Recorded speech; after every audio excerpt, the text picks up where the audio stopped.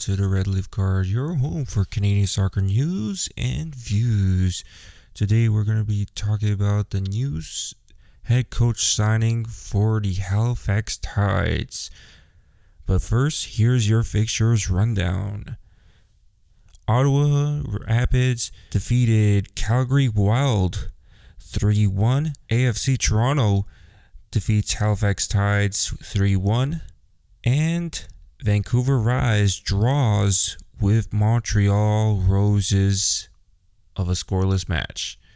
So, Halifax Tides has not done a successful the first season of the Northern Super League, and they were not doing really well with their first head coach, and the ownership for Halifax Tides had to do something because they were basically not going the right way with only having to score only 4 points in the season, and the team that's ahead who has 11 points. So not a good start with Halifax Tides. They need to come back and find a solution, and basically they had to turn down Lewis Page and hire an intern coach, which would be former Halifax Wanderers Stephen Hart. As known as he is an experienced coach, played and coached with some of the national teams and the Canadian Premier League team, Halifax Wanderers. So you're looking at a good coach out there, but is it the right signing? Is it the big, actual good signing? But you look at the Halifax Wanderers fans, they like him. They really like him. Really shown really good coaching. And I think it might impact a lot with Halifax Tides. And we might not know yet. We might see that right now Halifax Tides, right at this point, will show some wins out there. But right now they're with only 1 win, 1 draw, and 6 losses. That's not a good sign for the Tides right now, with a goal differential of -8. That's not really good of seeing right now. And you might think, okay, maybe Stephen Hart is going to actually stay as the head coach for the next season, or the managing of the owners of the Halifax Tides will think maybe to extend Stephen Hart for another season of seeing how Stephen Hart performs. They need to, Stephen Hart needs to make an impact of making wins for Halifax Tides. Everyone wants to see that impact right now. You're seeing AFC Toronto, you're seeing Montreal Roses, you're seeing Ottawa and Vancouver, how they're performing. But right now you're thinking, how can we make the 4th spot for the playoffs? And that's of thinking maybe change of rosters, maybe a new coach. Maybe that's something there. And you're looking to yourself like, wow, you're looking all these other competitors in the first season of the Northern Super League. Yeah, they're going to make a good roster, a good staff choice. You're looking at Halifax Tides, how they're performing. It's not doing well. It's like battle. It's just like a battle trying to go for 5th spot or just last, and see how they could perform for next season. I think right now it's all about, can you go all in to go for the playoffs or go for the next season? This is what their solution is all about right now. And having Stephen Hart coming in, who knows the Canadian soccer of like the Canadian Premier League And now being in the women's league, how it looks, yeah, you might think you have the right choice to know how good he is. He is really good.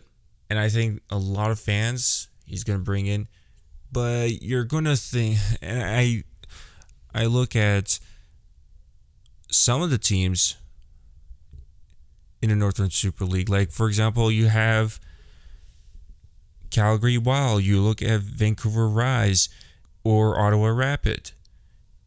Can they actually worry about if Halifax Tides makes these changes that could impact for the next half of the season? And I think it's a lot to go, but right now they're going to try to get those wins, get those 3 points. But Halifax Tides has to make an impact. So we hope that the Tides do well. We hope there's going to be some impact with this new hiring. See how it goes. And you look at right now how the men's side. I'm not talking about the professional league side. I'm talking about the men's national team in the CONCACAF Gold Cup. Canada versus Guatemala. I would have to say that the performance of Canada, how they performed, probably look at themselves in the mirror. They didn't actually do well. And you look at, you're versing a team who's not really one of the top ranked teams in the world. And this is something that Canada has to really perform really well. And this was the battle for the semifinals. And I just have to think about it, that you lose to a team, again, a low-ranked team, and a lot of Canadian soccer fans would say this is going to be easy. This is going to be easy. This is our time to win the Gold Cup. And you'll always think about it. Anything could happen. Anything could impact the game and the whole events, that every single round. And you come with one man down, still you go all the way, having a draw match, and it goes all the way to PKs. And to be honest, it really went longer than I expected. But again, you have to think, going back in PKs, is this really that time that everyone, it's always this nerve-wracking, always questions, is it going to the left, is it going to the middle, is it going to make a trick on you during PKs? And I think you look at Dwayne St. Clair, he really didn't perform. You look at Guatemala's goalkeeper, did really well. But again, you look at both of the goalkeepers, exactly the same, had struggled to try to save. They try to do all they can. But again, you have to give credit to Guatemala. You have to give credit that how they performed in PKs. Guatemala completely upsetted one of the top ranked CONCACAF teams, CONCACAF countries that have been improving in the ranks for long. And these are the teams, these are the countries that have been in the 100 ranks. Guatemala has been not really well. They move on to the semifinals and they had to verse USA. But didn't really go really well for Guatemala against USA. It was one of the biggest upsets coming into the Gold Cup for Canada in the 2025 Gold Cup. And yeah, Canadian soccer fans are going to be upset that they lost this matchup. And you question, okay, what is going to happen for the next friendly matches?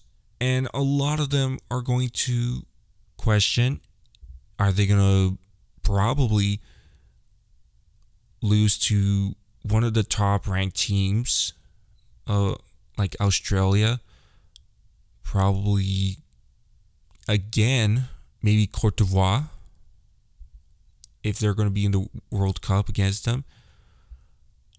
Or again, how they did really perform against France. You look at other countries out there, could they actually lose to Brazil if they were actually versing them in friendlies? But if those countries were like, okay, we're going to try to treat these friendlies as World Cup friendlies, yeah, we would have to show our best. And yeah, Canada would have to show all their best coming in to the 2026 World Cup. And a lot of fans worry of how Canada's performance was. And again, it's year 2025. Sooner or later, it's to that point, you have a lot of days to actually have some friendlies and try to do all your best of showing your performance that you're an actual World Cup team. So I don't think this matchup against Guatemala in the Gold Cup really kind of impacts everything. But I think some would say that, some would say it really impacts everything, and the other ones say it doesn't. I think Canada has a lot of days. It has a lot of days coming into them. Always practice, always have some friendlies, maybe try to verse big ranked countries out there. And yeah, so that's full time of the Red Leaf Card. You could follow us on X, Spotify, and YouTube. I'm your host, Jacob, subbing out.